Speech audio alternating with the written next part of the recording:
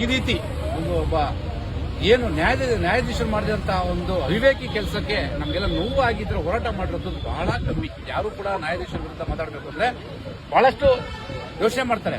ಆದ್ರೆ ನಮಗೆ ನೋವಾಗಿರುವಂತದ್ದು ಏನಂದ್ರೆ ಒಬ್ಬ ನ್ಯಾಯಾಧೀಶೆ ಕಷ್ಟಪಟ್ಟು ಎಕ್ಸಾಮ್ ಬರೆದು ಬಂದಿರ್ತಾರೆ, ನಾವು ಇಲ್ಲ ಅಂತ ಹೇಳಿಲ್ಲ, ಅದ್ರ ಬಗ್ಗೆ ಗೌರವ ಇದೆ. ನಮಗೆ ಒಂದು ಸಂವಿಧಾನಕ್ಕೆ ನಾವು ಗೌರವ ಕೊಡಬೇಕು. ಆದ್ರೆ ಈ ರೀತಿ ಅವರು ದರ್ಪ ತೋರಿಸುವಂತದ್ದು, ಬಡವರ ಮೇಲೆ ಏನೋ ಗಾಡಿಲ್ಲ ಹೋಗ್ತಿದ್ರು ಅಂತ ಹೇಳಿ ಕೈ ತೋರಿಸಿದಕ್ಕೆ ಅವ್ರಿಗೆ ನಿನಗೆ ಬಾಸುಂಡೆ ಬರೆದಿನ ಬೋಸಡಿಗೆ ಬಾಯಿ ಬಂದಂಗೆಲ್ಲ ಬೈದು ಅವ್ರನ್ನ ಅರೆಸ್ಟ್ ಮಾಡಬೇಕು, ಕೇಸು ಕೂಡ ಹಾಕುವಂತ ಅಧಿಕಾರ ಯಾರು ಕೊಟ್ರು ಅಂತೇಳಿ ನಾವು ಇವತ್ತು ಒಂದು ಹೋರಾಟವನ್ನು ಇಟ್ಕೊಂಡಿದ್ವಿ ಫ್ರೀಡಂ ಪಾರ್ಕ್ ಅಲ್ಲಿ. ಕನ್ನಡ ಪರ ಹೋರಾಟಗಾರರ ಸಂಘಟನೆ ಎಲ್ಲ ಅಧ್ಯಕ್ಷರೆಲ್ಲ ಸೇರಿ ಇಂಥ ನ್ಯಾಯಾಧೀಶರಿಗೆ ಅಂತವ್ರಿಗೆ ಕಠಿಣವಾದಂತ ಒಂದು ನಮ್ಮ ಏನು ಕರ್ನಾಟಕ ಉಚ್ಚ ನ್ಯಾಯಾಲಯ ಒಂದು ಸಿಜೆ ಅವರು ಇಂಥ ತನಿಖೆ ಮಾಡಿ ಏನಿಂತ ಜಡ್ಜಿಗಳು ನ್ಯಾಯಾಧೀಶರು ಕೂಡ ತಪ್ಪು ಮಾಡಿದ್ರು ಕೂಡ ನ್ಯಾಯ ಇವ್ರಿಗೂ ಕೂಡ ಶಿಕ್ಷೆ ಆಗುತ್ತೆ ಅನ್ನೋ ರೀತಿಯಲ್ಲಿ ಈ ಸಿಜೆ ಅವರು ಇದನ್ನ ತನಿಖೆ ಮಾಡಿ ಅವ್ರನ್ನ ಅಮಾನತುಗೊಳಿಸುವಂತ ತಪ್ಪು ಮಾಡಿದ್ದಾರೆ ಅಂತ ಅನ್ಸಿದ್ರೆ ಅಮಾನತುಗೊಳಿಸುವಂತ ಕೆಲಸ ಈಗೆಲ್ಲ ಆಲ್ರೆಡಿ ಗೊತ್ತಾಗಿದೆ.